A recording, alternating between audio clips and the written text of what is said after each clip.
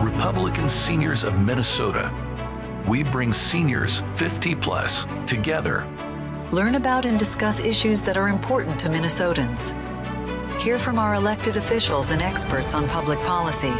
Meet political candidates, elect delegates to district and state conventions, and help elect Republicans to office at all levels. We believe in and advocate for the principles of personal responsibility, economic prosperity, peace through strong national defense, and limited, sensible government. Republican Seniors of Minnesota, thanks for joining us. In today's meeting, we welcome guest speaker Jennifer DeJournett, Executive Director of the Minnesota American Majority. Jennifer will speak about American Majority's absentee ballot initiative, Ballot Out, Ballot In, and why every candidate, cause, and organization must add the Ballot Out, Ballot In strategy of early and absentee voting into the strategic plan of their campaign or initiative. Our featured speaker today is Free Market Warrior Loren Spivack. Loren will talk about why we fight understanding the modern left.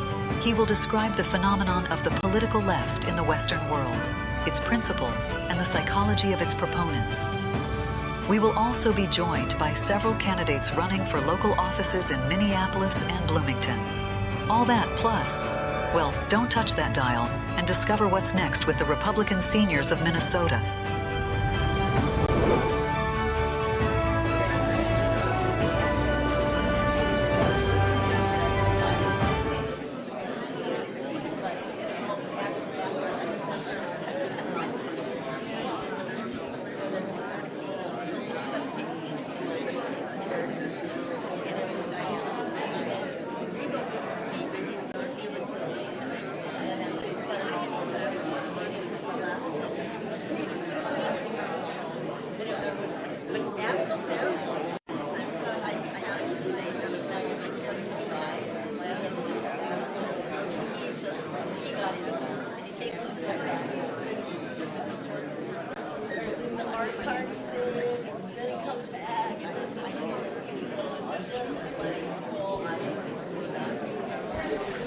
Good morning. We're going to get started now. Please find a seat. Welcome, and a special welcome to those attending our video via our video live stream. I'm Carol Brumwell, Chair of the Republican Seniors of Minnesota and MC for this meeting. Please silence your cell phones. You can do this. I know it's technologically challenging, but you can do this. Turn on Do Not Disturb. Turn it off completely if that's what it takes. I am very happy that this meeting continues to be live streamed today. It's also being recorded by volunteers. The section off to the beverage table area, probably the 3 seats closest to that, are off camera. So if you're seated in that area and you have a question or comment, please wait for the microphone to be brought to you. Please come into camera view so that the people who are watching us are able to see your face. Would you please join me now for a brief opening prayer? Gracious God, we thank you for this opportunity to gather for a meeting. We thank you for each and every one who is here today. Please bless our speakers this day. Help them to communicate clearly the wisdom they have to share. We remember, O God, September 11th, 2001. The shock and horror of that tragic day have subsided, replaced now with a longing for an innocence lost. We remember those who lost their lives in New York, Washington, D.C., and Pennsylvania. We are mindful of the sacrifice of public servants who demonstrated the greatest love of all by laying down their lives for friends. We come remembering and we come in hope, not in ourselves, but in you. In commemorating this tragedy, we give you thanks for for your presence in our time of need. Amen. We'd like to acknowledge our military and veterans and active or retired police officers and first responders. Will those people please stand?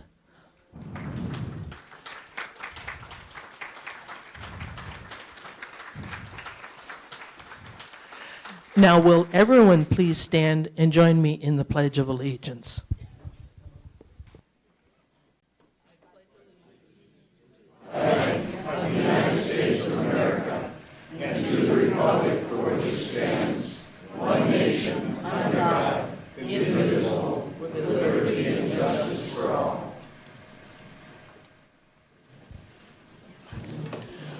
We're changing our usual agenda today. Usually we do announcements at this point.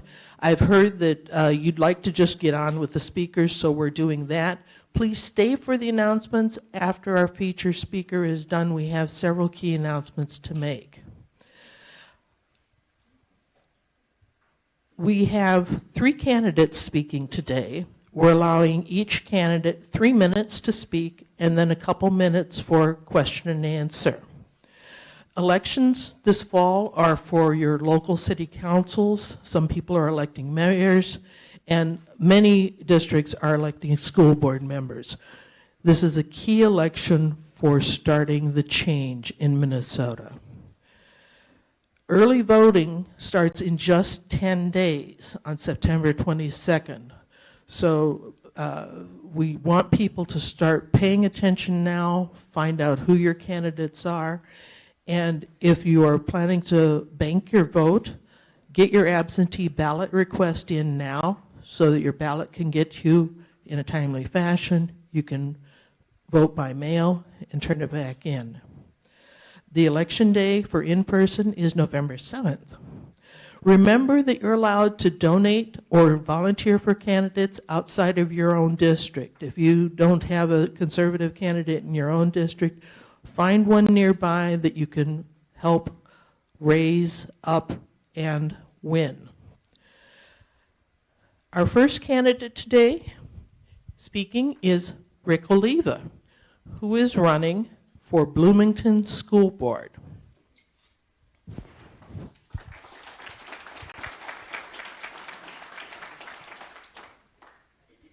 Thank you, Carol. Thanks for having me here today.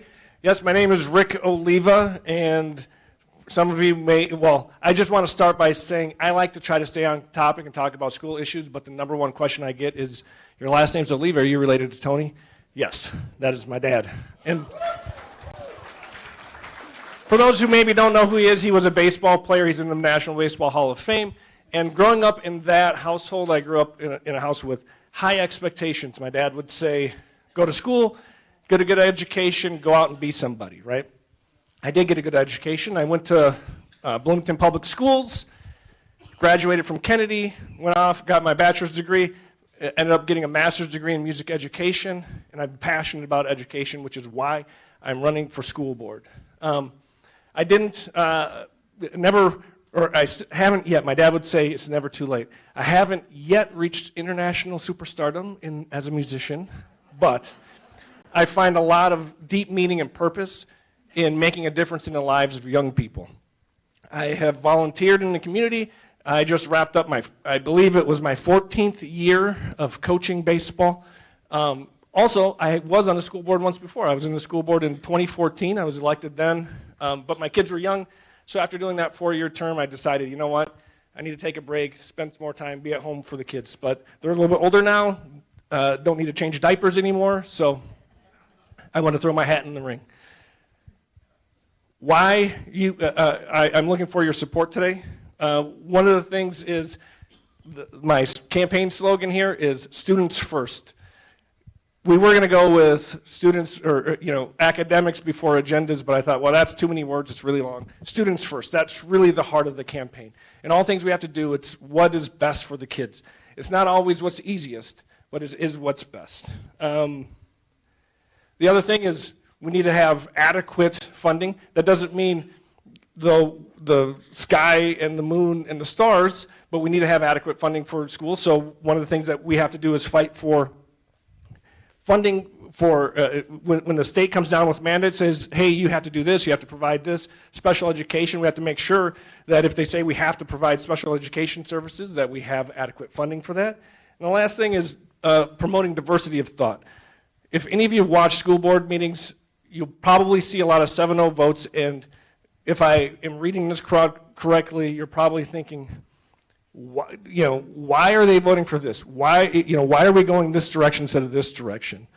And so it's important that we have candidates from a wide background, wide range of ideas, conservative ideas also included in those conversations. When I was on the school board before, someone asked me, what was I proud of that I did? One of the things is I wasn't afraid to buck the system. And so when they would come to me with ideas, where I'm like, no, that doesn't make any sense. If you remember when Trump was elected, I was on the board at that time, and people were like, oh my gosh, the sky is falling. It's like, no, not really. Well, our students are worried that they're going to get deported. I'm like, are they here illegally? I mean, what's the problem, right? And so, I would actually say those things at the board meetings where a lot of people were afraid to speak up and say, it's okay. We can get through this. It's not a big deal. If you're here illegally, there should be consequences for bad actions, which is one of the things. It's funny, because I know it's going to come up tomorrow. We have a League of Women Voters forum tomorrow.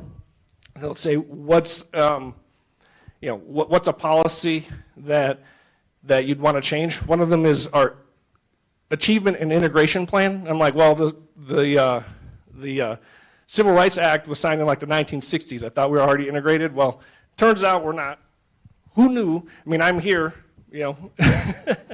but that's one of the things that will come up. And it's like, oh, instead of having stronger consequences for bad behavior, one of their goals is to just reduce suspensions. It's like, okay, so what are you telling kids when you have those conversations? Like, oh, if you behave poorly, it doesn't matter because the school district's goal is to not discipline you, because we have to have less referrals to the principal and less referrals for suspensions. And so I look at things like that and I say, that makes zero sense. And so I'm not afraid to speak up. I know a lot of you, maybe over the past few years, have been in situations where you feel like if I speak up, if I go against the current narrative, I'll be canceled. They'll come after my job, they'll come after my family, they'll excoriate me on social media. And at this point, I've just said enough's enough. I don't care. I know that I'm right. Give me what you got. So I'm hoping to get your support. If you can help, I left a bunch of these flyers in the back. My website's on there. You can send me an email. You can donate on the website. If you don't like doing that, I have envelopes back there. I have 4 or 5 envelopes. If you'd like to take one home, it's self-addressed. Throw a check in there. Send it to me because my wife and I, we only have 4 legs between the two of us. And we have 15,000 doors to get to. So for every $1, I can send these to 2 houses, 4 houses. So if you can donate $1, if you can donate 5 or 10 or 50 or 100, that would really help us out. So thank you for having me here. I think we have 1 minute or 2 minutes for questions. 1 minute for questions if there is any. Okay, I'm Ric Oliva. Thank you.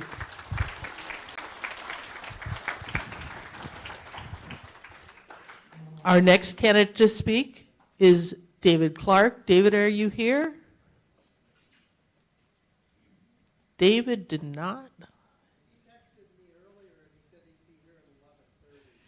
Okay, so we'll have David speak at the very end today. Thank you so much for that information. Our next speaker is running for Bloomington City Council at large, and his name is Bruce Colton. Bruce?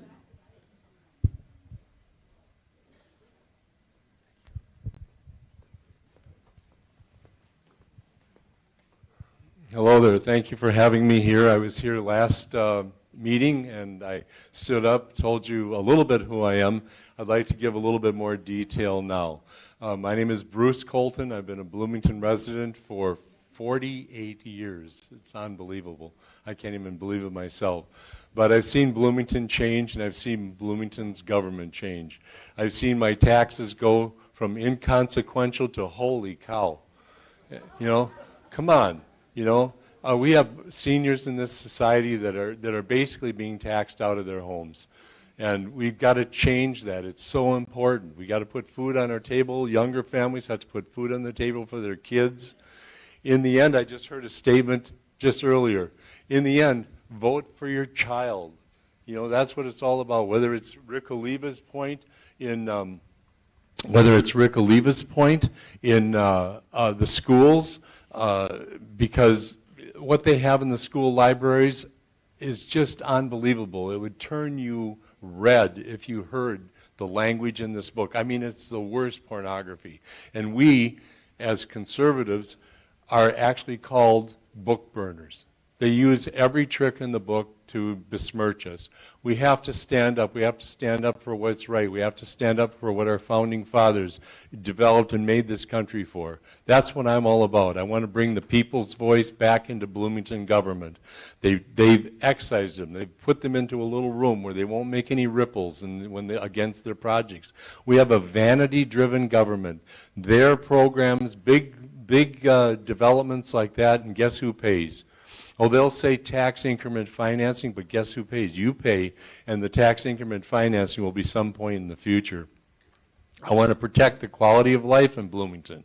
That means we have beautiful lawns, beautiful houses. That's what I moved here for, good schools. Yet what they would like to do is bring people from outside Bloomington into Bloomington and kind of lower the grade, you know, high density, low income. And with that, you know, comes all the associated things. If I wanted to live in the inner city, I would have bought a house in the inner city. So that's the other issue that I'm pointing at. And then finally, I think that if we can do all those things, and by the way, let me just say one thing. It's not just me. I'm a lonely voice standing up here, right? But this is a unique election. We have all seats up and ready to be taken. And we have organized as candidates, so we're not going to be shot down by ranked choice voting and all the other things that they put in to try to protect the incumbency. I have little slips of paper. I have mine, but at every event I show you, and you can pick these up. These are all the candidates. I endorse every one of these candidates on this ticket. If you like me, you can feel safe in voting for them. And on the back, I have a QR code that will take you to each one of their websites, and you can learn detail about them and what they stand for. And then you can, and if you choose, you know, please help us also in whatever way you can, either by volunteering or contribution. So all this material will be back there. I don't want to disturb your meeting anymore, but please help us. This is so important. Thank you so very much for giving me this opportunity to talk. Thank you. Thank you. Thank you very much. Yes. Jenna Carter. Thank you. And she's a big spender, trust me, a big spender. Well, okay, she wangled $4,000 out of the city council to go to San Juan, Puerto Rico to speak at a conference for minority health. I don't think one person in this room got any benefit from that $4,000. You just lit your taxes on fire. Thank you. Thank you, Pat. You were right on. Thank you. Again, we'll hear from David Clark at the end of the meeting, and we have at least 3 candidates lined up for October as well. So I hope those of you from Minneapolis, Wayzata, St. Paul, and points all around the Twin Cities will come and hear the candidates in person next month as well. Our next speaker is at the very back table. I'll give her a few minutes to bring her presentation notes forward, speaking very slowly. Jennifer DeJournett is the Executive Director, Minnesota, with American Majority. And American Majority has an exciting initiative for this year and next called Ballot Out, Ballot In. to ensure that every mailed-out absentee ballot actually makes it back in to be counted. Please welcome Jennifer DeJournett. Now, they gave me a microphone, and they said I have 15 minutes, but everybody knows that I'm Irish, and I talk all the time. So, Carol, give me a wave when I'm getting close. Hi, my name is Jennifer DeJournett, and I am the Minnesota Executive Director of American Majority. And a lot of people know me. I wear a lot of different hats. I'm also a 4-time elected official myself in Hennepin County, as well as doing a whole lot of other things, from helping candidates to training people to crisscrossing the state. And for those, I see a lot of friends in this room. For those that don't know American Majority, we are the premier conservative training organization in the country. We go around rooms just like this all across the country. Next week I'm going to North Carolina for a few days. And we train people to run for office, win, and activists just like yourself do big things. Last election cycle, I was the campaign manager for Ryan Wilson. We almost won. We were 8,000 votes to a statewide win, the closest that any Republican has gotten in 20 years. And when we reflected on this last election, whether it's in Minnesota or nationwide, this is really important for us to understand. That when we don't return our ballots, preferably early, we are at a strategic disadvantage than the left, because there is only one point to running an election. You know what that is? Win. I do not care how principled you are. I do not care if your opponent is an idiot. I do not care if your opponent is the worst person in the room and they just irritated you when they walked in the room and sat in the wrong chair. If they get all of their ballots in the box, you lose, right? And I know people talk about all these funny things about fraud and goofiness, but you know what? If we don't get our ballots in the box, we lose. And good people don't get elected, and good people don't get things done. The left got this, actually. In 2016, did you know that conservatives and Republicans and Democrats and all the above voted early at the same rate? After 2016, the left made a strategic investment in getting their ballots in early, and we didn't. And you know what happened? They started winning big all over the places, right?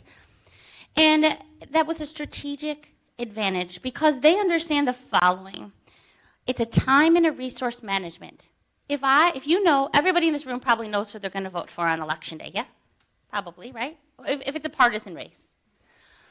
Local races, we do have to check them out. But in general, why are candidates having to spend zillions of dollars over a 6-week window in calling you, door knocking you, texting you, phone calling you, messaging you, sending you mailers, all the above? If you know who you're going to vote for, why are they wasting that money on you? If you voted 1 week earlier than you normally do, or whether it's the day it opens up, because election day is a 6-week window, or you vote just a couple days earlier, guess what I get to do with that money? Put it to a voter I still have to convince to vote for me. I'm having to work too hard to get a vote in I already have. And you would say, well, Jennifer, if you call me, I would tell you I'm voting for you. Take me off your list. Guess what? Until you vote, I can never take you off the list. Because unfortunately, conservatives in our side of the aisle have unfortunately become less reliable. We get discouraged, we don't vote, we hear some goofy thing on the TV, we don't vote, and then guess what? The left wins and beats us. So it's not that we couldn't win, it's that we're not voting. The other thing we do is after we vote, we decide we're done. We forget what the left has understood, that voting is just the start. I got to convince my friend, my neighbor, my goofy cousin that talks too much at Thanksgiving dinner. I got to get them to vote too. And that strategic difference really starts to make a big difference. And it had big consequences in the 2022 election. Did you know over 22,000 known conservatives who live in mail-in only ballot areas, that's our rural friends, did not return their ballots? Yeah, they didn't. And we know who they are today. I can tell you they didn't vote on election day. I can tell you I know that they're on the center right side of the aisle. Do you know how many votes would have been a paid statewide recount for Ryan Wilson? 1,200. 8,435 votes would have been a statewide win for the state auditor's race. 20,000 votes would have been the state attorney general's race. They were there, and we didn't get them in.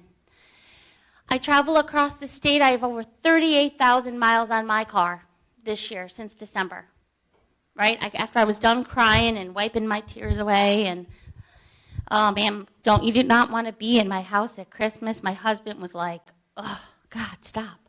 I got back in my car, and I crisscrossed the state. And I heard some unfortunate things. If I had brought, there's what, how many in this room? 100, 150, Carol, do you think? Around that? Yeah, okay. If each one of you adopted only 100 voters, maybe send them a nice postcard note or gave them a call or said, you know what, I'm going to stick on these voters till a campaign tells me that they have voted. Do you know how many people in this room you could impact? 10,000 people. If you were in a meeting today and I brought a stack of postcards and handed you each 10 and said, listen, could you write a personal note as you're listening to a funny speaker up here? And then at the end, I'm going to collect it, and we're going to put them in the mail, and that's going to be that reminder to that someone just like you in a place that needs to hear that extra push to vote. What an amazing impact you could have had. I mean, and that's true no matter where you go, crisscrossing across the state. And the saddest part is when been talking to people across the state, people tell me if I explain the reason why, they would have done it. This room alone could have gotten a state auditor to win or make it closer for an attorney general to get a recount. And you know, the left knows that they were close. In the final days of the last week of the election, you know what I saw Keith Ellison do? I saw him hustling up and down doors in Brooklyn Park. Now, I don't want to say it, that'll sound sassy. Let's just say I don't think Keith Ellison door knocks that much in a typical year, yeah? He was. You know why they were doing that? Because they knew it was going to come down to the inches. So our will to win has to be greater than the other side. And that starts with voting early, trusting the system. If you vote on election day, you know what? Your city now will open up day of voting in your city hall or your county 18 days before election day. Not 7, they've now made it 18. So fine, put it in a box at your city hall, get your vote in 18 days. You have now bought me 18 days that I can go talk to a different voter and not have to call you. If you already do that, thank you. You know what, now I need you to do that 1 week earlier. Go hand it into your city with your ballot into your local municipality. If you've never voted absentee before, please do so now. And did you know that this election right now in 2023, there are things on the ballot up and down the state? For example, in Minnetonka, not that far from here, do you know a group of activists went door to door and got a repeal of ranked choice voting on the ballot this November? Now, I know our friends in Bloomington tried and didn't prevail, but Minnetonka did it. But we're only a couple minutes from Minnetonka. And I know a good activist there that would need some help. That's on the ballot. There are ballot questions all over the state. There are candidates that need your help. There are tons of things you could do today. And a great group of people, and I know a lot of you in this room, are capable of making that difference. Well, winning doesn't start with the big things, because people always think, we're going to win with the big things, right? And that'll make the difference. That's not what makes the difference. It's the little things. It's a bunch of little things that happen that make the big thing happen. So I have got a flyer on the room, and excuse the typo, because obviously I need someone to help me with reading. I got, all of a sudden this year, I turned 50 on August, and all of a sudden now I need reading glasses all the time. And if I don't have my reading glasses, I cannot read anything anymore. It's awful. So don't make fun of me if you see the typo. Be like, Jennifer needs some help. But anyway, we need help. So if you scan this code, you can sign up, and I need help with lots of things. If you like to phone call and are a chatty Cathy like me, I got phone calls to make all across the state. If you like door knocking, great. If you're like, Jennifer, I don't like to do any of those, but if you give me a bunch of postcards, I will write personal notes. Did you know the Democrat progressive Dean Phillips won for Congress by writing hand notes in a room just like this? He made a whole commercial, TV commercial about it, right? So even if that's something you'll do, I will take whatever you will do of any kind. So scan, sign up, and we'll make it happen. If you do have something on your ballot this year, first of all, you have to check. I didn't even know until this morning when Brooklyn Park sent me an email that I had something on my ballot. Well, it's a ballot question. I didn't even know it was on a school board referendum. So you have to check. So if you go to mnvotesearly.com, you can check what's on your ballot. You also need to know a few critical dates. Early voting and absentee start September 22nd. You can request your absentee ballot now, and they will automatically mail it to you.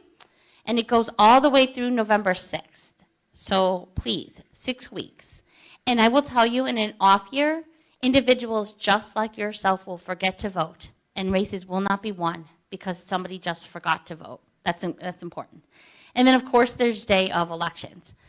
But we really need to understand, as on the center right, there is no election day, okay? I know a lot of people object to that, but that's just the way life is. It is a 6-week window in Minnesota. 6 weeks. And we have to use that to our advantage. That is critical. There's lots of ways to do it if you're a candidate. I do a fleet of a full-blown training up and down the state. I'm sending out an email today. I will help you. Reach out to me. I will do a training in your area. If you're interested in learning more, again, reach out to me and I will help you learn more. Again, my name is Jennifer DeJournett. My email's on the bottom of this flyer. I do have a sign up in the back, so I'll stay around for a little bit. If you're interested, sign up. Again, if you like me, my name is Jennifer. If you don't like me and you think this is the most horrible idea and you think I'm the worst speaker ever, my name is Lonnie Leitner. And Lonnie was the one who did this training today. So thank you so much. Have a good day.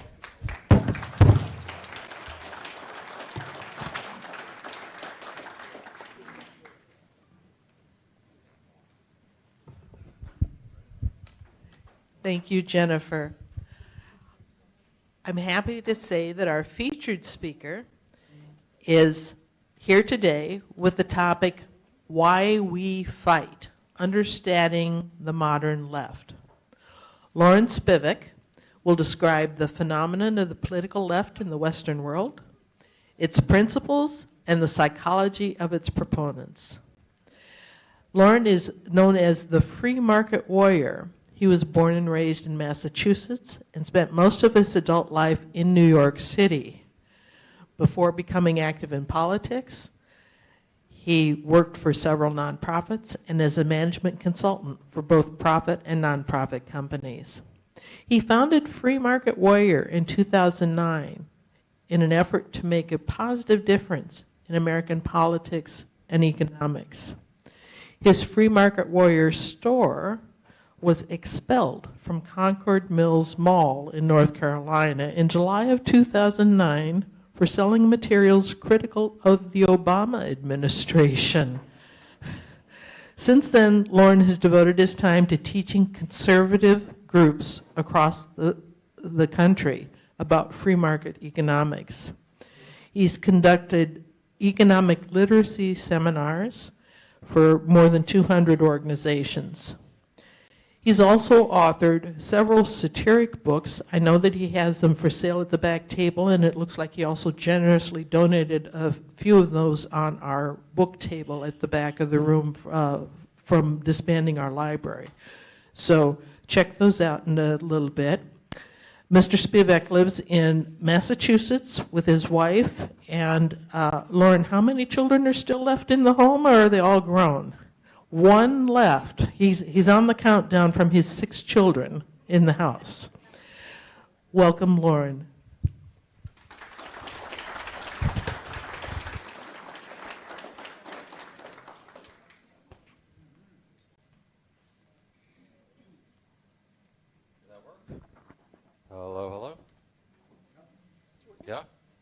hear me? Okay. Okay. Okay, you want me?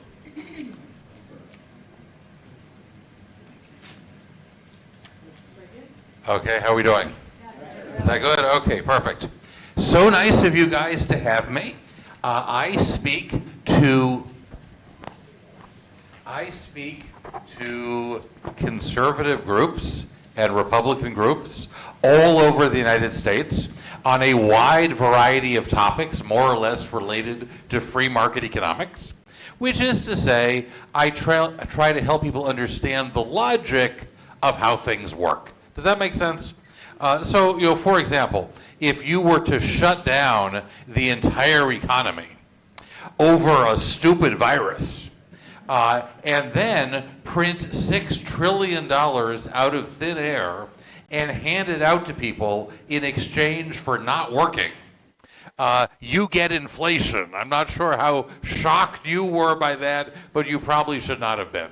I help people understand that if you hire people based on race and gender and not competence, that's not only grossly unfair, but if you keep it up, you will end up inevitably with Kamala Harris. So I was going to talk this morning about a subject that I think a lot of people are talking about, which is that our country seems more divided today than it's been in a very long time. And my first thought is that this is not our fault. I was celebrating just, 9-10 months ago, I was celebrating the 38th anniversary of the first vote I ever cast. It was for Ronald Reagan. And the hopes and dreams and ideals that led me to support Ronald Reagan in 1984 as a teenager inform my voting to this very day. I think I've been the model of consistency over these 38 years. On the other hand, we have this left in our country, and it seems like you hear something new every day. It's democratic socialism. It's the Green New Deal. It's transgendered bathroom privileges. And I don't think that poor Walter Mondale back in 1984 heard any of that stuff. The question is, who are these people? What is this actually all about? And what does it mean for us? That's what I was going to talk about this morning. I was going to talk about understanding the modern left. And if we were to set out to understand the modern left, I think the first question you would ask is, what exactly are their principles? Because we tend to get a whole flood of policy proposals that the federal government needs to provide free health care, apparently for the entire population of planet Earth, that we need to have some kind of a genocide against flatulating cows. And on it goes. But what are the actual principles that inform these policies? And it's a very important question, but it's also the easiest question of the day because there aren't any. The first thing you need to understand if you want to understand the left is that they do not have principles, not at all. And that's not a punchline. I'm trying to make a very precise point. And so let us take a minute and make sure we understand what the word principle means. A principle is not the same thing as a belief. There's an old joke, everybody has to believe in something. I believe I'll have another beer. And that might be what you believe, but it's not a principle. You know what makes something a principle? Is that it applies to everybody all the time. If it doesn't apply to everybody all the time, it may be what you fancy at the moment, but it is not a principle. Would you like an example? Yeah. The 10 Commandments are principles. You know why? They apply to everybody all the time. They're thousands of years old, and yet they're as relevant today as they ever were. I don't know anybody who's exempt, and neither do you. They are indeed principles. The left does not have principles. So if you are, as I am, a student of the left, you find interesting things like this. The modern left, which I frequently refer to as the university left, got its start in this country in the mid-'60s, originally as a free speech movement. that say the original incarnation of the left on the college campuses called itself a free speech movement. And I think that's fascinating because those same people grew up and now they run the universities, and the universities are the least free speechy place in the entire country.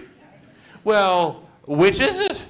Are they for free speech or are they against free speech? And to ask the question is to demonstrate that you still understand the left. They're for free speech when it's their speech, and they're against free speech when it's anybody else's speech, because speech was never a principle, it was a tactic. You know what a tactic is, right? It's something you use to achieve a particular objective, and you throw it out the window as soon as you're done with it.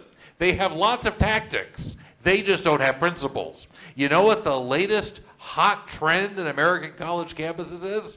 It's all the rage. Segregated dormitories for black kids. In a survey last year, 42% of American universities boast of racially segregated dormitories. 22% have racially segregated graduation ceremonies, and a whole flood of questions floods into my head like, didn't we go through this before? It's like, we were here before, and I distinctly remember the left being against segregation. But you have to understand that they weren't. They were against other people's segregation. If it's their segregation, now it's a good thing, which is one of the key signs that you don't have any principles, that things become good because you do them, as opposed to in and of themselves. Another symptom of not having... How are we doing? Another symptom, I get this kind of weird noise in the background. Is that okay? Is that... I'll... Okay, you're good? Okay. I just don't want to, it sounds annoying to me. I just want to be annoying you. Where were we? Another symptom of not having any principles is that you tend to throw your own friends under the bus a lot, which is that what people without principles do. And I want to give you a couple examples of that because I think it helps to fill in the details of what we're talking about today. The first example takes us to the nation of Sweden. Sweden has a well-deserved reputation for being the feminist capital of the world. They are so feminist in Sweden, you could hardly believe it. If you own a business in Sweden, not only do half your employees have to be women, half your board has to be women. If you form a government in Sweden, by law, half the government has to be women. Doesn't matter who the people voted for. Nobody cares about that. What matters is that Sweden's the feminist capital of the world, so half of everything has to be women. And then, just recently, a really funny thing has happened. Sweden has become one of the rape capitals of the world. They have the highest rate of forcible rape in the entire continent of Europe, and it's even worse than that sounds. They are competing with South Africa and Zimbabwe, I believe. How did that happen? How do you go from being the feminist capital to the rape capital in like the blink of an eye? And the answer is they invited in hundreds of thousands of migrants, mostly from the Middle East, who are perpetrating all of these crimes. And this is not my idle speculation. Recently, the Swedish government commissioned a study to figure out what was going on here, and I, for one, have never seen such a lopsided statistic in my entire life. 95% of the perpetrators were foreign-born immigrants. 95%. Only 5% were native Swedes. And in fairness, when that report came out, the Swedish government took immediate action. They immediately passed a law making it illegal to do any more studies of who's getting convicted of rape. Who says government can't solve problems? We won't see any more reports like that because now the reports are illegal. But the question that I hope you're asking yourself is, what about the women who are the victims? Doesn't the feminist capital of the world care about the women who are the victims? And the answer is, they used to care. they've moved on. They like the Islamic immigrants more than they like the women. The women are their old crush. This is their new crush. They have moved on. Now, I want to give you a second example, which is different, and yet I hope you'll see what the parallel I'm trying to point out. And this is something that's happening in the United States right now, and I know you know this story as well as I do. This is the issue of women's sports.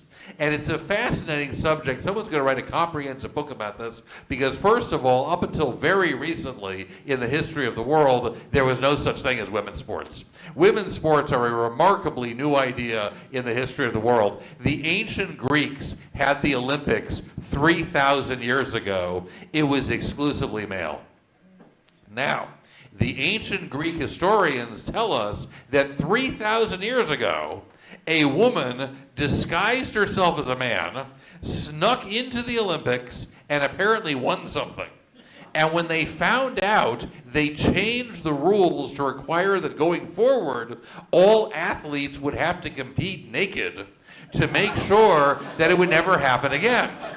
Which shows us a couple things, including that the ancient Greeks seem to have had a better grasp on fundamental human biology than a lot of American university professors today.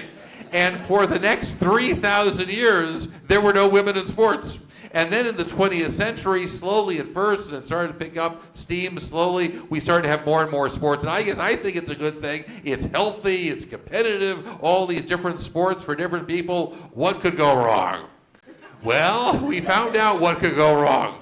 And that is the concept that men who claim to be women and aren't get to compete in the sports on the same terms as the women, which is absurd because men and women are different, something that everybody knew up until about 10 minutes ago. Women's hips are designed to give birth to babies, which is a neat trick that I cannot do.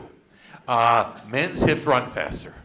Nothing wrong with it, just the way God made us. It's fine. And I always say that if women could run faster than men, I might have never gotten married. So there we go. I made that joke last year in Oklahoma, and somebody said, "Oh, you would have gotten married, you just wouldn't have 6 kids." So it's all how you look at it, is what I say. But the point is that men and women are different, and if you let the men into the women's sports, they will inevitably drive the women out of their own sports. How could it be otherwise? There's like a women's basketball league, the WNBA, right? If I own a team in the women's NBA, and I can put 5 men on the court who are each a foot taller than every woman in the league, how many women will be left in the women's NBA? 0. It will become, the women's NBA will become an exclusively male sport. How does the left feel about women being driven out of their own sports they used to champion not so long ago? And the answer is, it's just like Sweden. They used to care about the women. They like the transgender people more than they like the women. They have moved on. The left is like the worst spouse ever. The minute somebody new comes along, they're like, "Bye-bye, honey, it's been great, but I found someone new. I'm heading on down the line." It is the very essence of who they are. I want you to understand, they will throw the Islamic immigrants and the transgender people under the bus also, as soon as they find someone new they like better, and I guarantee they will. And so far, I'm probably leaving you with something of a mystery. You may be sitting there saying, well, he's telling us there's this big, scary, dangerous force in our country, and indeed the entire Western world, and then he's telling us that they don't believe in anything at all. If it's not about anything at all, what are we even talking about? What is it if it's about nothing? And it's a great question. And the answer is, it's a cult of power. They want power. They want power over you. And they don't particularly care how they get it. And this is one of the most difficult things for conservatives to understand, because conservatives don't think this way, but they don't particularly care what they do with you once they have the power over you. That is a detail to be worked out later. Okay? Every time I explain this to a room full of conservatives, somebody always says to me, yeah, but what do they want the power for? They don't know what they want the power for. They'll figure it out when they get there. They want the power. What they know for certain is that they know how to run your life, and you do not. And they have no idea what challenges you may face in the future. But they are certain that they will have the correct answer for your challenges, and you will have the incorrect answer for your challenges. This is what they firmly believe. And we see this exact phenomenon if you look historically at left-wing governments in power. Stalin, for example, or Mao Zedong or Castro. Pick your left-wing dictator. They're pretty interchangeable if you don't like my example. Stalin would wake up one morning and say, I had all the peasants over here working on this project, but you know what? I changed my mind. Tell them to stop doing that, and I want them to come over here and work on this project, because this, I think, is a better project. Okay? Now, the peasants are all going to move over, because if they don't do what they're told, they'll be shot and thrown in a ditch. Okay? So they're all going to come over. And maybe the next morning, Stalin wakes up and says, oh my goodness, I thought of something even better. Forget both of those projects. Come over here. Work on this project. Okay? You understand? That's a detail. What matters to Stalin is that he has absolute control over everybody's life, and nobody has any control whatsoever over their own life. Okay? That is the goal. And exactly what they're going to do with you then, they'll figure it out when they get there. And by the way, if you think I'm exaggerating, I will challenge anybody here to tell me any corner of your life so small, so remote, that the left wouldn't try to control it if they could. What you eat, whether you get to cook what you eat on a gas stove, what car you drive. Yeah, let me just use this. There we go. I think this will be great. Okay. Ooh. We should have started with this one. So we're talking about the corners of your life the left would control. What car you drive. Are you allowed to drive a car at all? How many kids you have? Are you allowed to have kids at all? What gets injected into your arm? Tell me the detail of your life the left would not control if they could. I bet you can't come up with a single one. And then someone usually says to me, socialism. They really like socialism. Surely there must be some kind of a principle behind socialism. Isn't there? And this is worth a moment, because an alarming number of our fellow citizens thinks that socialism is just a dandy idea, and it actually means a lot less than what most people think that it means. Socialism, if you strip it down, is a remarkably simple concept that really has only two moving parts. There are two ingredients to socialism. The first one is that somebody out there has a vision about your life. Okay? Which, by the way, is the second big difference with the way conservatives think and the way leftists think. Most conservatives will tend to daydream about what they would like their own life to be like. Leftists daydream about what they would like your life to be like. They're leftists out there daydreaming about you right now, and we're halfway to socialism already. The second half is that they believe that they're entitled to use force, the force of the state, to force their vision on people who do not share their vision. And that's the other half. And there's nothing else there. Now, and you'd say, well, what entitles them to use force? Answer, because they got the vision. In their worldview, if you are the visionary, you have the vision that inherently entitles you to use force on the non-visionaries who don't share your vision. Yeah, I wish it were more complex, but that's it. Okay? What makes Bernie Sanders a socialist? He's got a vision of how he would like your life to be, and if he has the power of the state behind him, he will shove that vision down your throat. You know who else was a socialist? Hitler was a socialist. He was the head of the National Socialist German Workers' Party. Certainly sounds socialist, but let's take a closer look.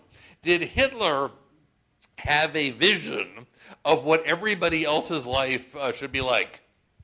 Why, yes, he did, come to think of it. Okay. Well, but did he believe that he was entitled to use force to force the vision on people who didn't share the vision? Yes, again. And that's it. There's no more ingredients. He absolutely was a socialist. And I want to be careful here. I'm not suggesting that Bernie Sanders and Hitler have the same vision necessarily. I'm well aware that Senator Sanders is Jewish. I'm sure he doesn't share Hitler's racial vision. That's not my point. My point is not that they have the same vision, but they both have a vision. In both cases, their vision is about other people's lives. And in both cases, they believe they're entitled to use force to force the vision on people who don't share the vision. And if Bernie Sanders were here with us in this room this morning, what would he say about what I just told you? Because I know exactly what he'd say. He would say Hitler's vision was bad, and my vision is good. And that's fair enough. But what if Hitler were here with us this morning? What would he say? He would say, well, Bernie Sanders' vision is bad and my vision is good, so there. And that's kind of a microcosm of our future under the socialists, because they don't actually agree with each other on that much, except they all really like power. And when they win, they will immediately start fighting with each other.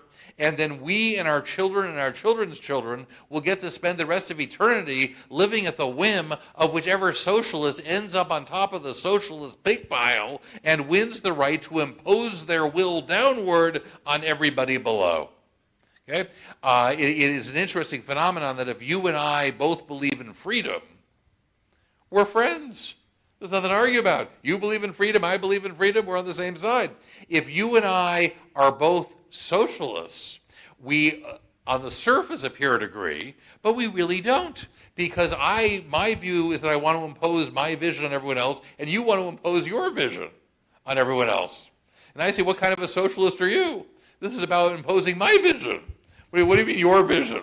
You don't get this at all. Which is why they agree in the initial stages and they always end up fighting with each other. The reason that the Soviet Union and China during the Cold War despised each other is that they were the two big communist countries and they're never going to get along. Now the Soviet Union got along with like its Eastern European satellites like Poland and Hungary, Czechoslovakia because they dominated them. Socialism is all about domination. If you can dominate people, you can get along with them. If you've got two big countries like China and the Soviet Union, nobody can dominate the other one, then they're going to hate each other. Just the nature of, little tips on the nature of socialism. In any event, if you're with me so far, you understand that this battle we're in, this war we're in, and we are in one, is not between our principles and their principles, because it can't be, because they don't have any principles. We're in a battle over whether we want to live in a country that's based on principles or a country with no principles at all. You know what happens when your country has no principles at all? It's ruled by force. That's the only thing that's left if there aren't principles. It's simply a matter of who's got the biggest stick to beat everybody else down with. As it happens, our founding fathers were great believers in principle. Principles that apply to everybody all the time. I mentioned that the Bible has many such principles. You know what else does? Why, the Constitution. Just chock full of principles that apply to everybody all the time, which is why the left hates both the Bible and the Constitution, because it's the exact opposite of their program, although they will quote individual lines out of either one to win the argument that they're in, while ignoring the rest of the document. And they will do that because they don't have any principles. So I want to take the last part of this and talk about some specific principles that are at stake in our country right now. I know at meetings like this you talk about candidates and elections, and it's important and you should. But it's also important to take some time now and again and make sure we all understand each other in terms of what principles are important. Nobody saw the COVID hoax coming, okay? What mattered at that point was these people you had already voted for and what their fundamental principles were, okay? So we could talk about 100, but time is short. I was going to talk about 3 quickly. The first principle that's very much at stake in our country right now, I mentioned briefly already, is freedom of speech. Freedom of speech has never been so endangered in the United States as it is right now. And the warning signs are everywhere. Both the New York Times and the Washington Post have written multiple editorials to the effect that free speech has got to go. According to the New York Times, free speech is incompatible with democracy. To save our democracy, we have to end free speech in the United States. This is the official opinion of the editorial board of the New York Times and the Washington Post. Future historians will marvel that the war against free speech was led by the newspapers. But we live in ironic times. There'll be more ironies to come, I promise. Another warning sign is that when I was a kid, there were lots of countries that had free speech. Countries like us, Western, European, English-speaking kinds of countries like Canada and Australia and the United Kingdom and France and Belgium and the Netherlands, and they all used to have free speech. Today, none of them do. Free speech is dead in every major country on earth except the United States. And I'm not talking about Cuba and Mongolia. I'm talking about our NATO allies, the countries that are our best friends in the entire world do not have free speech anymore. They all used to, but today none of them do. There are, I believe, 30 countries in NATO. Other than the United States, how many have free speech? 0. The question you want to be asking yourself is, how did free speech end in all our NATO allies, the countries just like us? Because that's probably how it's going to end here, don't you think? And the answer is, when the left came to end free speech amongst these allies of ours, they said, we're not going to get rid of nice, happy speech. You can still talk about how nice the weather is. That'll be fine. We're just going to get rid of hate. You don't want hate, do you? You look like a hateful person to me. You won't miss that hate, will you? Well, let me tell you what that means in real life. Do you know what the biggest political issue is in the entire continent of Europe for the entire last decade? 10 years straight, what's the biggest political issue in Europe? It's not even close. Immigration.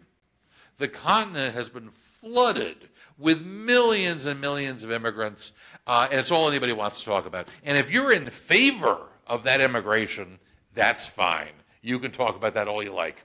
If you're against it, or if you think maybe we should slow down, maybe we should have different priorities, maybe we should re-examine what our best policy should be, well, guess what? That's hate speech. It's illegal. They'll lock you up.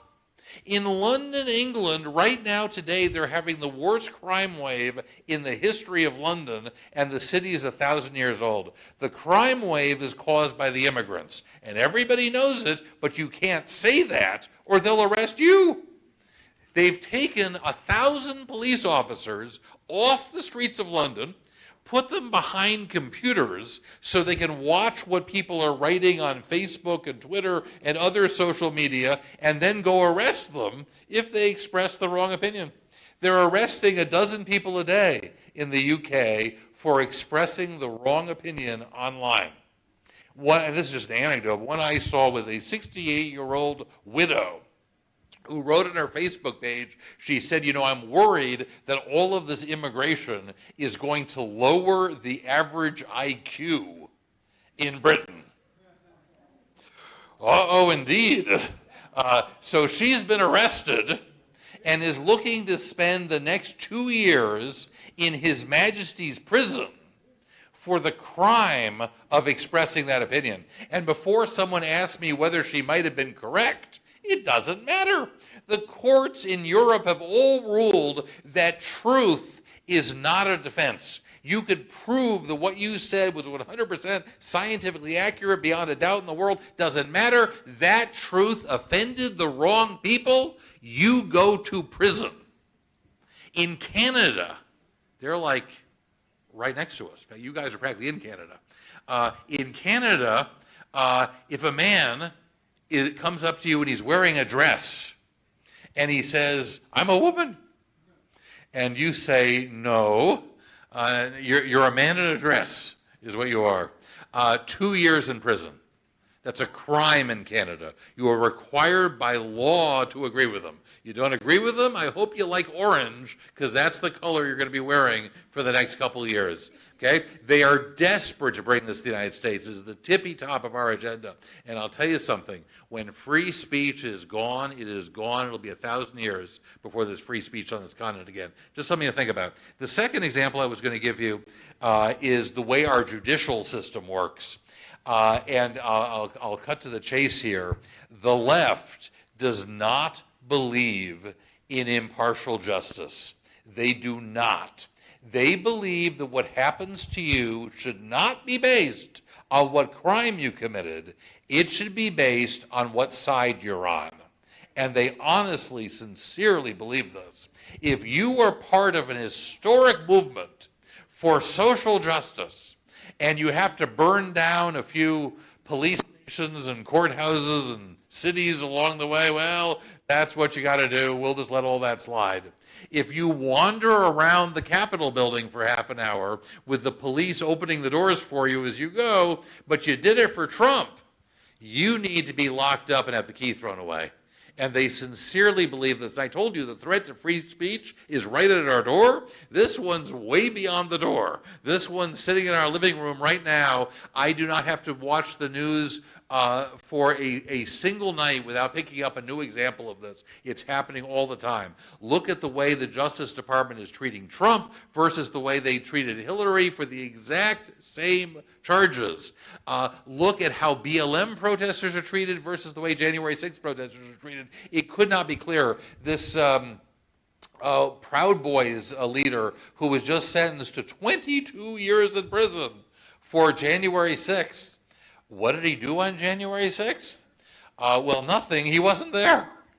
But he was the thought leader of January 6th. He caused everyone else to riot, which basically means he expressed his opinion that the 2020 election did not produce a reliable result.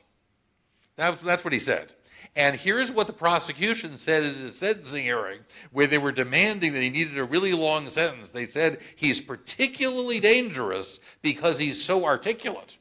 He expressed his ideas so well. Apparently, if he had stuttered and stammered all the time, then he'd only get like 10 years. But since he was really articulate in expressing his interpretation of what was going on, 22 years. And you know what the final blow was? Again, this is what the prosecutor was arguing at his sentencing hearing, why he needed a long sentence. Their final argument was he still hasn't changed his mind. Okay? Because apparently after all of this, he was supposed to change his mind. If he had got up there and said, okay, I'll vote for Biden, I'm a Democrat, I'll never vote Republican again, then they would have been, all right, well, you've obviously learned your lesson, we'll cut your sentence back. Okay? But since he still is of the same opinion, he needs to be locked up for 22 years. There was a guy who was convicted of burning a police station to the ground as part as the BLM protest. This guy, he convicted, burned it to the ground. 4 years. 22 years for having the wrong opinion about the election. 4 years for burning a police station to the ground. The BLM protesters in New York all got paid money because apparently the police were not nice enough to them. Okay? How many January 6th protesters were getting paid money because the police were nice to them, including that lady who was shot dead in cold blood by a police officer January 6th. This is happening every day in this country. And the final example I was going to give you of a principle that's at stake right now is capitalism itself. One of the things that drives me crazy about a lot of, particularly, sadly, young people today, is they seem to think that there's like 197 different economic systems to choose from. You say to them, what economic system should the United States have? And they say, well, let me look at the menu. Let's see what we got here. Number 42 sounds good. Let's try that. And if 42 doesn't work, 113, that's my second choice. Yeah, that's nonsense. There aren't 197 economic systems to choose from. In the entire universe of economic systems, how many choices do we actually have? And the answer is there are two. Sorry, it's a short menu. There are two economic systems out there in the universe. The first one's called capitalism. You know how that works? You leave people alone. Okay, it changes all the time. But if you're leaving people alone, you got capitalism. which is not to say that capitalism does not have rules. It does have rules, but the rules of capitalism are clear and simple, and most of all, the rules of capitalism are principled. The same rules apply to everybody all the time. You can't steal stuff. You can't hurt people. You can't threaten to hurt people. You can't lie to people about what you're selling them. You can't say our burgers are 100% pure beef and they're actually made of ground up alley cats or something, okay? You can't do that. That's it. What did that take me, 10 seconds? In 10 seconds, I just told you the entire rulebook of capitalism from beginning to end, and it applies to everybody all the time. The richest people, the poorest people, everybody in between. Socialism doesn't have any rulebook like that at all because the socialists are trying to achieve a particular result. And so they'll tweak the rules on you 100 times before breakfast every morning because they're trying to maneuver everybody into the result that they want. There'll be no fixed rules that you can rely on. Moreover, the socialists claim to be egalitarian, but they're obviously not. If you understand that, and it's true that socialism is about somebody with a vision imposing their vision on everybody else, obviously everybody can't impose their vision on everybody else at the same time. That doesn't make any sense. Is it not obvious that if we become a socialist country, that the country will have to be divided into two groups? The visionaries, who get to do the imposing, and everybody else who is being imposed upon? Is that not obvious? If we become a socialist country, do you think that you will be able to impose your vision on Alexandria Ocasio-Cortez? Who do you think you are? You're not the visionary. She's the visionary. She's got the vision. She does the imposing. You are here to be imposed upon, and you better get that through your head if you're going to make it in our new socialist United States of America. You know who put this really well, interestingly, was Lenin, of all people, who said that once you have socialism, he said, there's only two questions left to be answered. You've crossed the threshold into socialism, two remaining questions. You know what they are? He says, who and whom? Who's doing it and who's getting it done to them? Who's given the orders and who better be obeying the orders? That's the last detail to work out on our final leg of our journey into socialism. And socialism promises everything: free housing, free health care, free education, free everything. And it delivers nothing. It delivers Venezuela, is what it delivers. Capitalism, on the other hand, promises nothing. There's no promises in capitalism. You can starve to death under capitalism. You know what? If you don't work, you don't eat. Not only is that in the Bible, it's also readily apparent in the world around us. If you were shipwrecked all by yourself on a desert island like Robinson Crusoe, you know what? If you don't work, you don't eat. What do? March up and down the beach protesting for free food? You will starve to death. But having promised nothing, capitalism has given us the greatest standard of living in the history of the world. The average American today is something like 2,500 times wealthier than the average American in the time of George Washington. It's breathtaking. There's never been an increase in prosperity like that in the history of the universe. How do we do it? Couple hundred years of leaving people alone. You know, it sounds hardly plausible, and that you and I are living proof of exactly that. So anyway, those are my economic thoughts for the day. I'm going to take my last 2 minutes here and tell you really quickly about the books I write, because years ago my friends said you should write a book, and I did, and it was the wrong book. Everyone thought I was going to write a 500-page tome about economics, but I had an epiphany that people don't read 500-page tomes about economics. If you write something fun and funny and accessible, you're going to reach far more people. So my first book was called The New Democrat. It's a parody history of the Obama years done as The Cat in the Hat. Has everyone read The Cat in the Hat? It's like Cat shows up uninvited at this middle-class American home. What's he do when he gets inside? He wrecks the place. Say it's kind of like Obama. And then he's got these two friends, Thing 1 and Thing 2. Do you remember? They became Pelosi and Reed. And I realized I was writing the first history of the Obama years, all done just like The Cat in the Hat. I got my first book review. Salon.com said that this was the most twisted piece of conservative propaganda print matter out there. And so I was touched. That's on the cover now. And I was moved to write my second book. Who's read The Lorax by Dr. Seuss? It was a movie a couple years ago. Dr. Seuss, by the way, was a huge leftist, lifelong member of the American Socialist Party. Of course he was. And The Lorax was his environmentalist book. It's about an evil capitalist called the Onceler who cuts down trees and makes consumer goods. And we are taught that that is bad, bad, bad. He drives the trees to extinction. He wipes them out till they're extinct and there's no more trees. Did I break your microphone? I'm sorry. And then there's no more trees and his factory promptly goes out of business because there's no more trees. And I read this to my kids and I said, does that make sense to you? Do you think that capitalists destroy species that their business depends on? Do you think that Colonel Sanders is going to drive the chicken to extinction? I think it's exactly the opposite. I think Colonel Sanders cares more about the survival of the chicken species than anybody on the planet, including the chickens. He's got billions wrapped up in this. There are going to be more chickens as long as Colonel Sanders has anything to say about it. And I'll tell you something else. There are more chickens alive in the world today than ever before in history. Do you know why? It's because we like to eat them. That's why. The greatest thing that ever happens to a species is the human beings like to eat you. This is like winning the species lottery. Chickens, cows, wheat, corn, potatoes, tomatoes.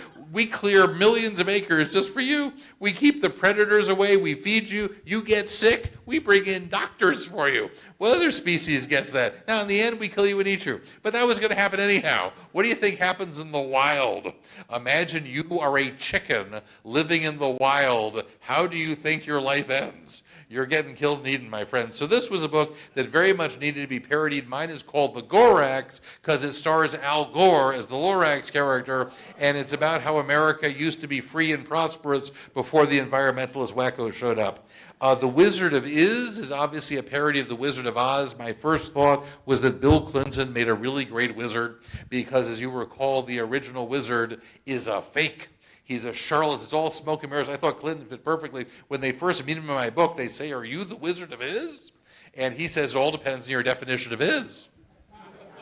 Hillary is the Wicked Witch. And you remember the Cowardly Lion? I replaced him with a Cowardly Rhino. Ooh. Who suspects the Democrats are wrong, but he's too scared to do anything about it. And it's a good story. It starts when Dorothy's house lands on Obama, and she finds herself in the land of the free lunchkins who've been living off the government for so long, they've forgotten how to take care of themselves. To think that I saw it on CNN Live, narrated by Jim Acosta, is about the media and Trump. It is the Trump story, but it's largely about the pathological dishonesty of our media. Motley Click is an interesting book. The background story is Moby Dick, so it's like a seafaring book. And it's about this 19th century whaling ship full of social justice warriors. And they hire for diversity, so they very carefully have put together a crew with one of everybody. They have a black guy, Jewish guy, Muslim, Asian, gay, Mexican woman, transgender, Indian, lesbian. And they're all out hunting for the great white racist. And they end up catching each other because they keep finding these flaws in each other's wokeness. Turns out none of them are quite so woke as they made out to be. It's a very ironic story about how today's anti-racists are pretty much the most racist people you are ever going to meet. Which brings me to my latest, just out, Camelot with a K. Is about the 2020 election of the Biden administration. It's done as the King Arthur story with Biden as a kind of senile King Arthur. It's also my first musical, which is to say the various characters break out into song throughout. It's written like a musical play. So Nancy Pelosi sings a song I wrote called Speaker of the House, which is to the tune of Master of the House from Les Mis. This is where half the room says, what's Les Mis? Hunter Biden sings a song called If Daddy Were a Big Shot, which is to the tune of If I Were a Rich Man from Fiddler on the Roof. And Dr. Fauci sings, "I am the very model of a scientific scientist," which is to the tune of "I am the very model of a modern major general" from Gilbert and Sullivan, and that's for those of you who didn't think my Les Mis reference was obscure enough. In any event, there are fun, unique Christmas gifts for Republicans, if you happen to know any. And I always say that once you pass Labor Day, it's just one mad dash through your Christmas shopping. So if you think about your Christmas list, somebody on it would like these. And they're not in stores, so they don't already have it.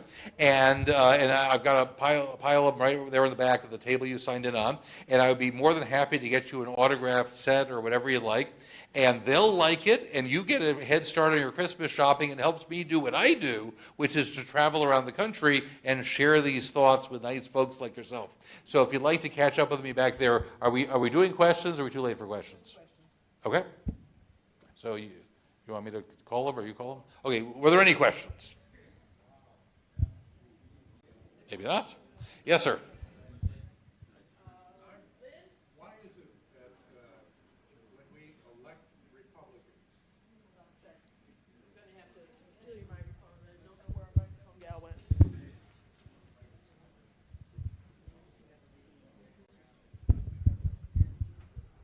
Why is it that when we elect Republicans, we frequently don't see any change in the way that the establishment works?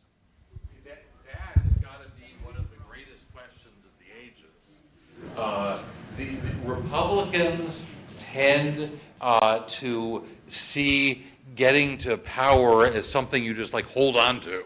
If the Republicans get a majority in Congress, they're like, shh, nobody do anything, okay? We can't tip this boat, because if we do make any changes at all, we'll make somebody mad at us. That could cost us our majority. That's what Republicans do when they get in there. When Democrats get a majority, they're like, "Ha ha! Our time has come. We're gonna fleece them to the bone. They won't know what hit them when we're done with them." I wish I knew better why that is, but I think we're increasingly getting to a point where it's just untenable, because the Democrats have kept pushing this envelope farther and farther into just insanity, and Republicans' ideas of they slow it down to half speed, that they've somehow accomplished something. So it's a really huge issue for our time.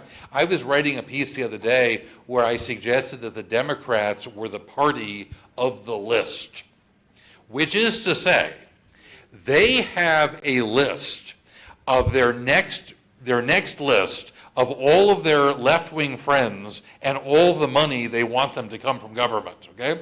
Whatever happens, that list will be the legislation to resolve. They don't know what the problems are yet, but that's what's going to happen.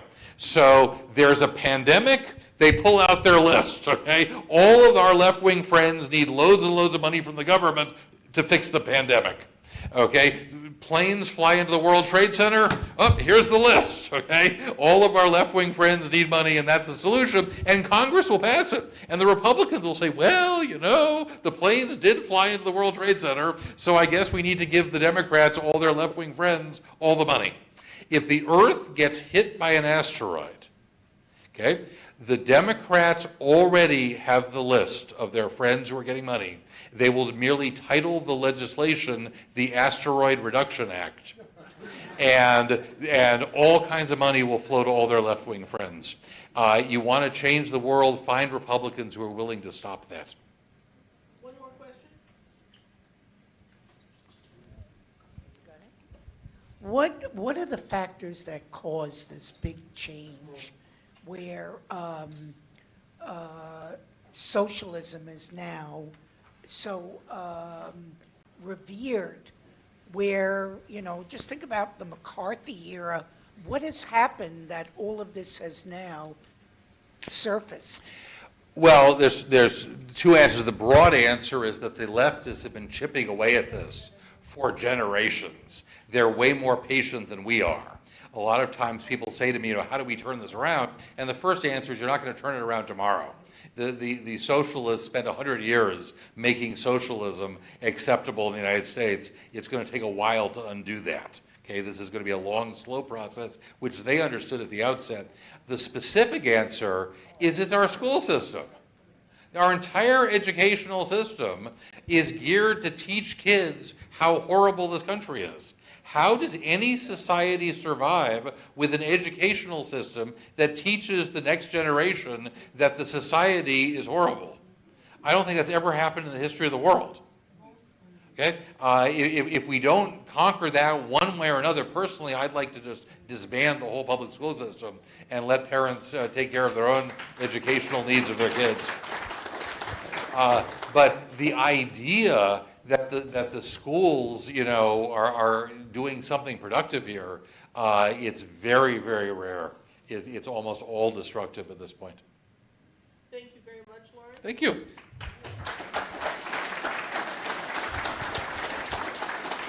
Terrific presentation, and we appreciate you being here, Loren.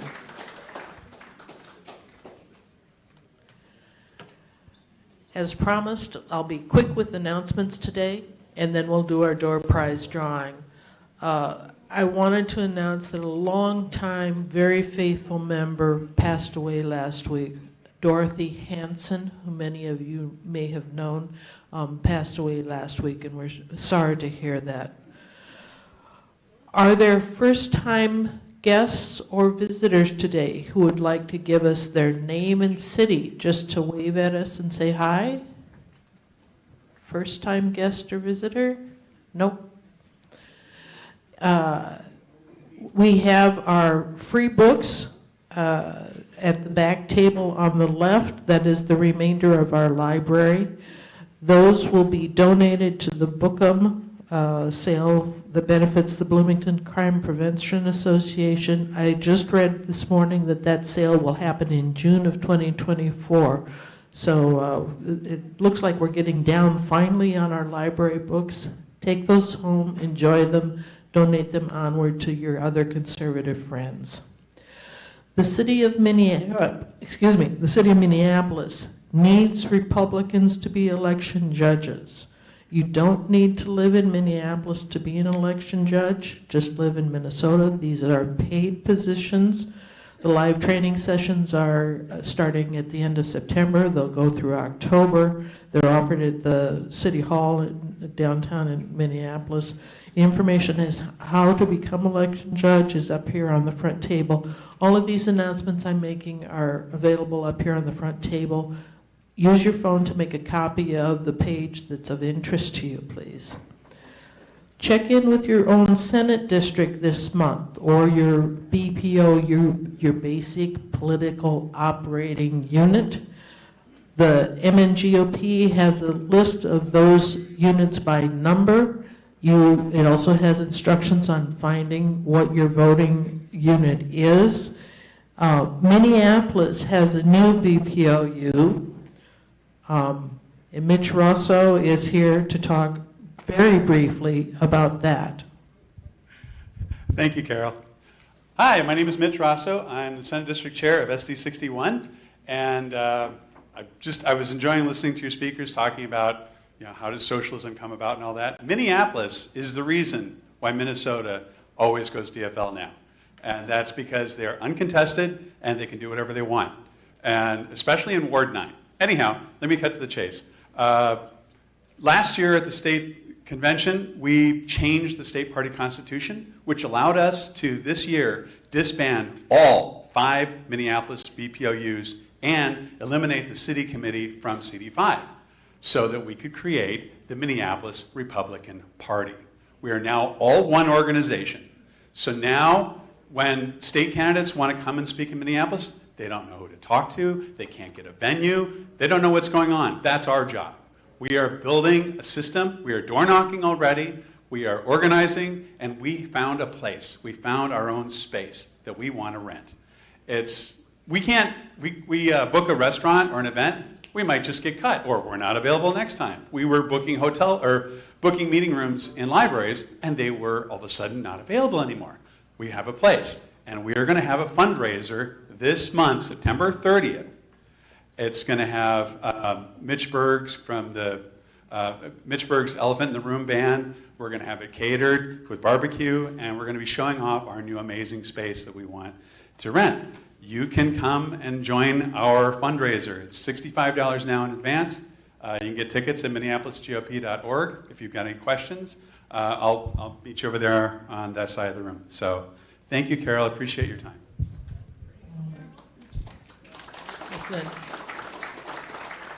We have a new member. Oh, thank you very much. Tell us your name and city, please. I'm Jim Nelson from Lakeville. Jim Nelson from Lakeville. Very happy that you're here today, Jim. Appreciate it. Larger conservative organizations are also holding fundraisers this month. Barb Sutter is here for a quick announcement about the one that's coming up September 18th. I'm very excited about this one, and I will be there. Okay, I mentioned this when I was here last month. Good to see everybody this morning. The Ari Fleischer dinner, the sales close tomorrow morning. The hotels always need their numbers early, so we do have some tickets left. Floyd, one of your folks that comes here regularly, is working on putting together a table. So there's room yet at his table. The tickets are $165 apiece.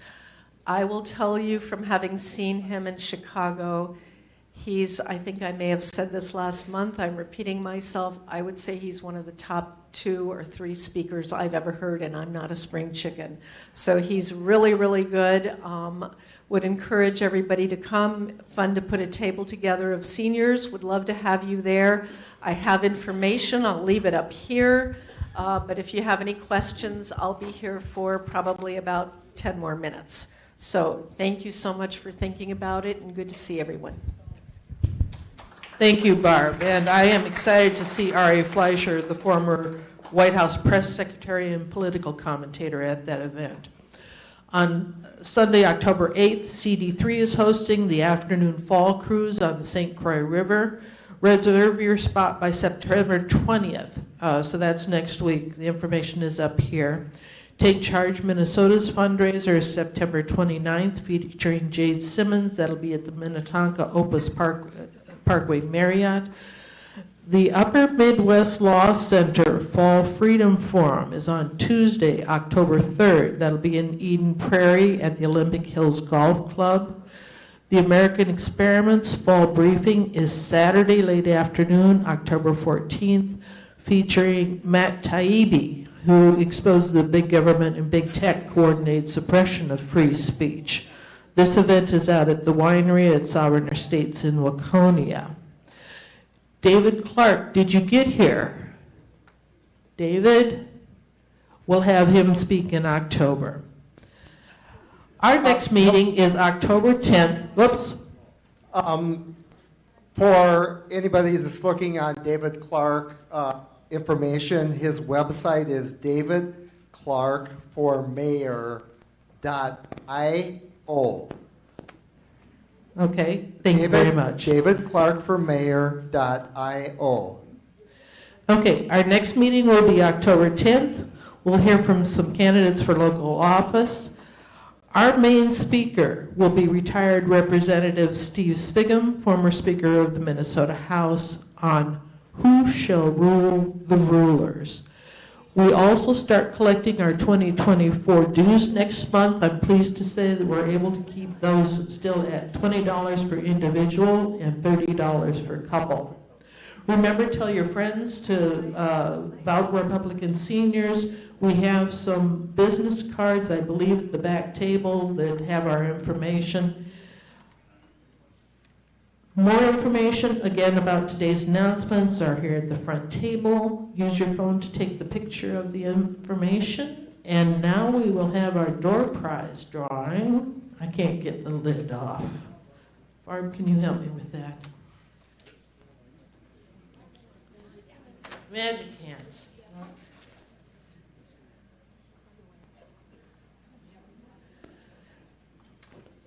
Ticket ending 2170. 2170 here? Oh, wonderful. Come on up and get your gift card.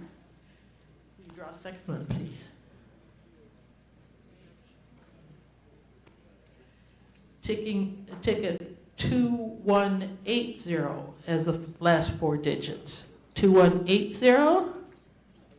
Thank you very much. 2180, are you here? Okay. Thank you all very much. We'll see you October 10th. Bye-bye.